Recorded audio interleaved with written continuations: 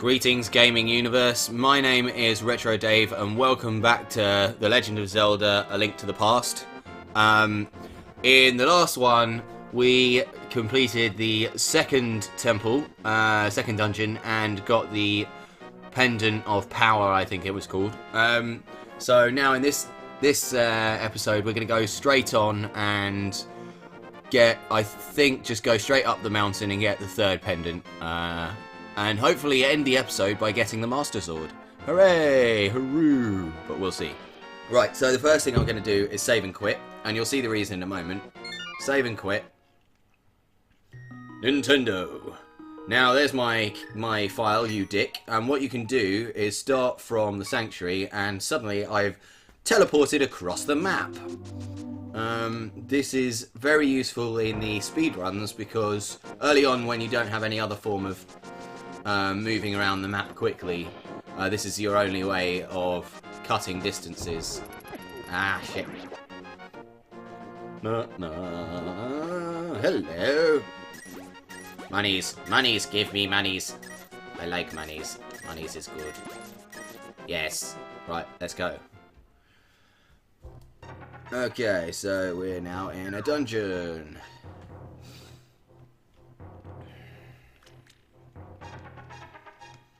Oh, wrong way. This is right. I don't know who you are, but if you are going to go up the mountain, will you take me with you? I lost my lamp, so...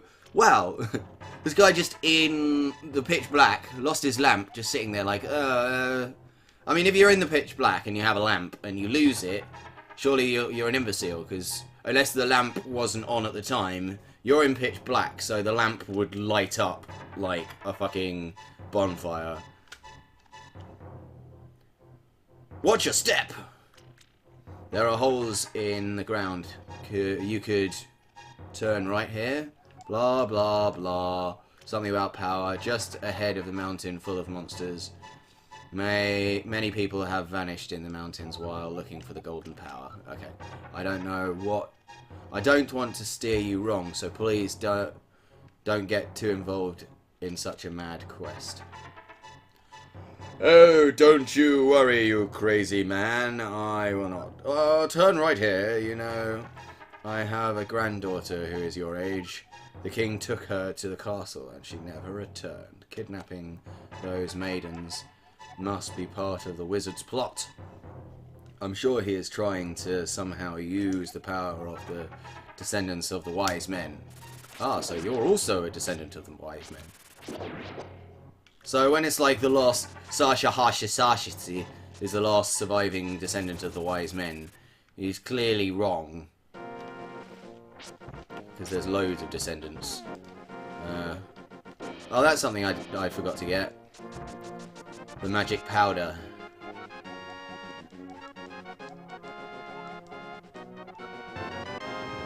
Ah, hello. The mirror! Right, now I can after I talk to him, I can transport myself back to the, To complete your quest, you will need the Moon Pearl, which is in the tower on top of the mountain. All I can do for you now is to comfort your weariness. Come back at any time. Yeah, so now I should be able to, if I save and quit now, I'll go back out and save and quit. I should be able to return to the mountain pass. So I'm going to go get the magic powder, which will aid me on my quest, and then come back here. Save and quit. Save and quit. Okay, so let's have a look. You dick. Yeah, now I can start from the mountain cave, so I'm not going to do that just yet. I'm going to start from the sanctuary. Whee! Run into the woods and get the mushroom. Hello, you guys. You're chopping your wood.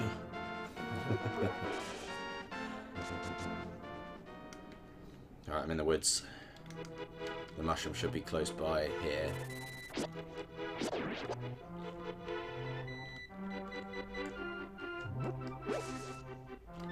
I can't be bothered. Yes, there's the mushroom. Let's get the mushroom, right. What do you do with this mushroom, you may ask? This mushroom smells sweet, like sweet rotten fruit. You can give this to anyone who wants it. I think there's only one person who wants it. So yeah, you might be wondering what I'm going to do with this mushroom. Well, I shall show you. Just round, like, if I go across this bridge here. Ah. Ah.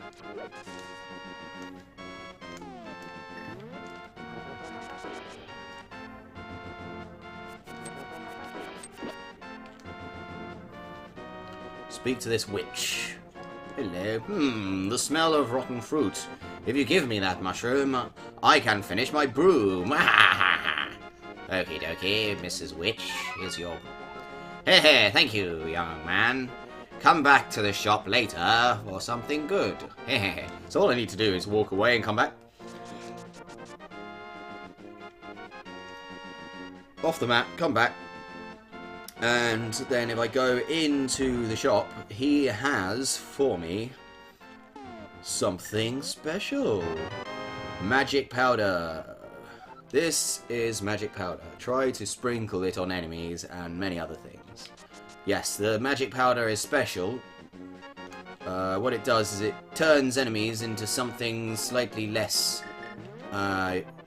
dangerous. So if I do that, it turns him into that. But it still, I mean, it still hurts. It just turns him into something else. But yeah, probably a bad example. I'll show you what it does to the... There's a specific enemy on the mountain top that a lot of people in the world think are completely invincible.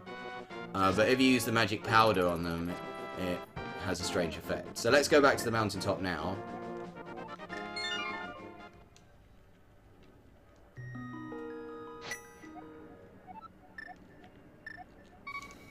Mountain cave. Right. So yeah, here are the enemies, and if you just chop them or do anything else to them, they just turn into stone for a bit. And then after a while, they come back. Oh, I'm gonna die. I'm literally about to die, so I'm gonna go back in and get this man to heal me. Hello.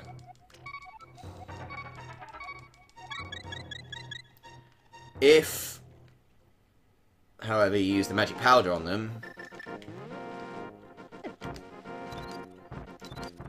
Come here. There you go. It turns them into pumpkins. And then they're completely killable. There you go. Back into the... Heal me, please. Something about the moon pearl. Something, something. Right. So let's make it up the mountainside. You gotta go quick because of all these rocks. The longer you linger, the more likely you are to die from all of the rocks. If you run along, all the rocks sort of fall behind you. And it's fine.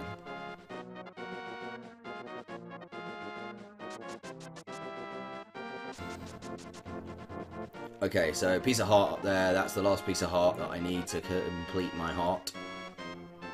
And what is this? I hear you ask. What is it?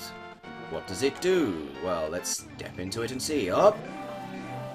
Magic. Oh no! What's happened? Where am I? Yeah, so there's... The whole premise of this game is that there are two parallel worlds. There's the light world, and then there's the dark world. And where I was before was the light world, and then where I am now is the dark world. So at this point, I need to go here. Use the mirror, and it takes me back into the light world, and I can get a piece of heart straight away because it was on top. So that's how to get up here from down there and over to the other side.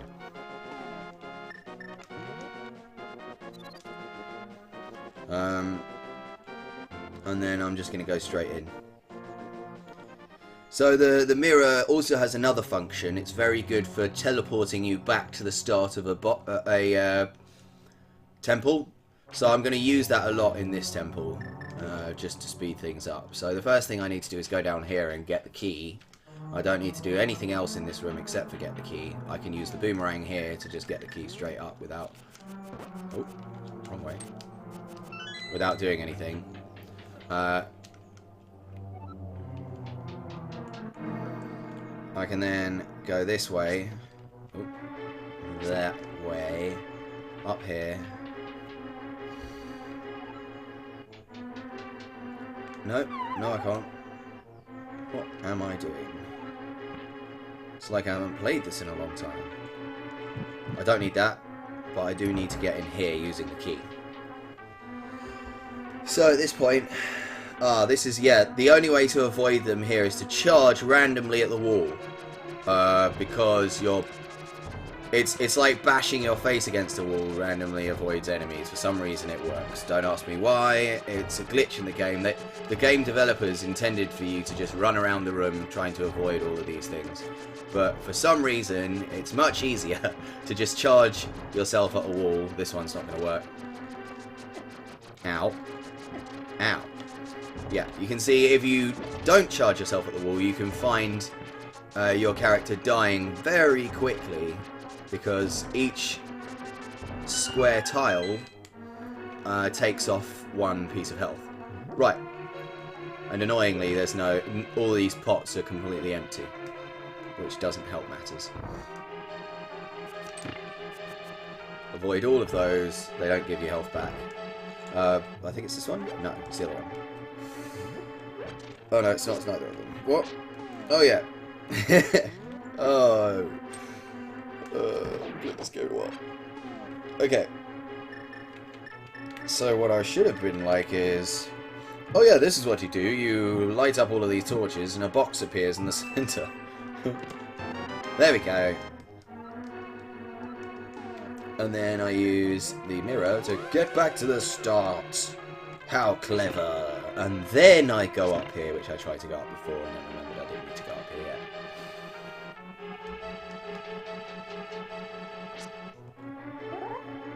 Die. Ah.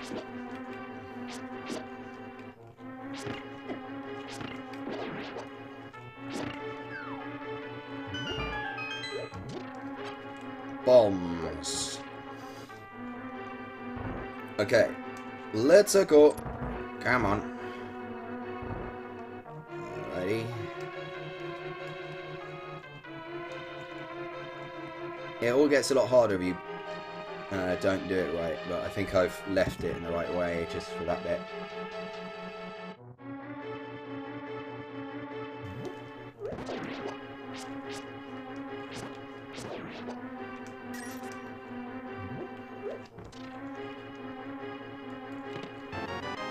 Oh, I didn't need that. That was a compass. Right, okay. No. You see, it has been a while. La la. Okay, at this point there are some interesting things you can do. The first one is if you fall down here... I don't want to be using that. If you fall down here, you just keep falling. You go, oh no, what's going on? Why am I just falling and falling forever? I'm going to have to go all the way back up. But it takes you to this area where you can get more health. I've already got full fairies in all of my pots, so I don't need it. But it's interesting to note that that can happen. Because what that means is there's an area over here that you have to have all of those down in order to pick up those pots. And they all just have hearts in. And it's a good way of getting hearts back, but it's not needed. Because you can just fall down here and get fairies every time. And they're infinite, those fairies. You just keep cycling around and getting more fairies. There's also one other thing that's very easily missed. What you're meant to do is get the big box. And the way to do that is to fall down here. If you don't get this big box and go and get the Master Sword and stuff, you don't get that pearl. And what that pearl does is change you in the Dark World from being a rabbit weird bunny rabbit that doesn't do anything in the Dark World, to being Link as normal. And it's important to be Link in the Dark World because then he can interact with objects and actually kill enemies. And so later on, once you get forced into the Dark World, you get stuck and you're like, oh crap, I'm going to have to go all the way back up the mountain in the Light World to get the magic, the Moon Pearl or whatever it's called, in order to progress in the game. Right. What we are looking at now is the boss of this dungeon. This is the hardest boss in the whole game. It really is. It's much harder than... Later on you face it again when you've got a more powerful sword and it's not as hard. It's much harder than the American version of the game. I'm playing it on the English PAL version. Because I'm in England, I have a PAL SNES. And on this version, the European version, it takes a little bit longer to kill this guy. So the hardest boss in the game anyway becomes even harder if you're British or European. Because what happens is he takes off health and bashes you off the edge, and it can take ages because the number of times you have to chop him. You can only chop his tail. This is actually the hardest boss in the game. He's harder than the end boss, I would say. Thankfully, I've done it enough times. I should be okay on it. You've just got to give him respect. Don't sort of just run at him and try and chop him. You've got to run away from him and wait for him to turn around. And then he becomes okay. He becomes doable. Just give him loads of respect. That's all you need to do, and then he becomes quite an easy boss.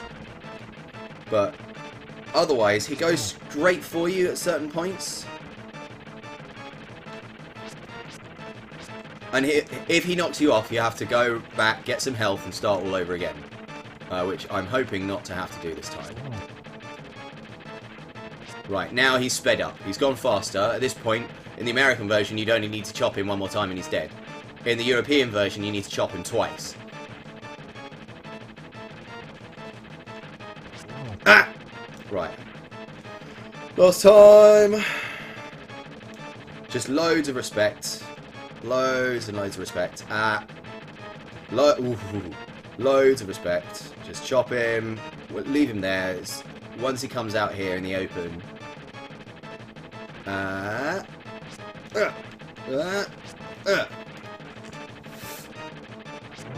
Yes! First try, man. Yeah, that boss is actually extremely hard. If you've never done this before, it can take you quite a lot of attempts. All that happens usually is he knocks you off and you fall down. It's not like you get game over that many times, because you can just use the cheat that I showed you earlier to get more fairies.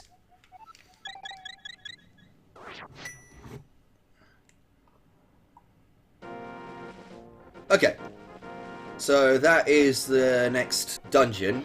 What I'm going to do now, I'm going to go and get the Master Sword. La la la, it's here. Yeah, you thought you'd run in front of me, bitches. Here's the Master Sword. So if you read that panel, it says nothing. If you use the book, it says the hero's triumph on the Cataclysm's eve wins 3 symbols of virtue. The Master Sword he will then retrieve, keeping the knight's line true. It's kind of a rhyme. Right, let's get this Master Sword.